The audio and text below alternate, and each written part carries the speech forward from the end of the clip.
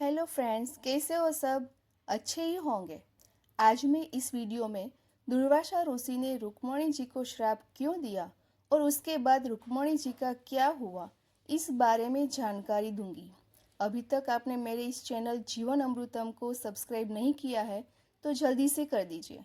Video अच्छा लगा हो तो कमेंट कीजिए और आपके फ्रेंड्स को शेयर कीजिए। और हाँ, एक लाइक तो बनता ही है। तो चलो जानते हैं रुक्मणी जी को श्राप क्यों मिला। एक बार जब कृष्ण और रुक्मणी ऋषि दुर्वासा के रथ को खींच रहे थे, तब रुक्मणी की प्यास से व्याकुल हो गई।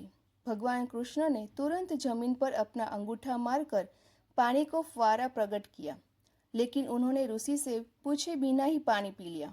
इस बात पर ऋषि दुर्वासा क्रोधित हो गए और उन्होंने कृष्ण और रुक्मणी जी को 12 वर्षों तक एक दूसरे से अलग रहने को श्राप दिया। श्राप से मुक्त होने के लिए रुक्मणी ने भगवान विष्णु की कठोर तपस्या की। उनकी इस तपस्या से प्रसन्न होकर भगवान विष्णु उनके सामने आए और उन्हें श्राप से मुक्त कर दिया। इसके बाद रुक्मणी और भगवान विष्णु फिर से मिल गए और खुशी से एक साथ रहने लगे। इस घटना के बाद से ही द्वारका में रुक्मणी देवी के मंदिर के पास जलदान करने की परंपरा चली आ रही है, जिसे पितरों की शांति के लिए किया जाता है। Thank you.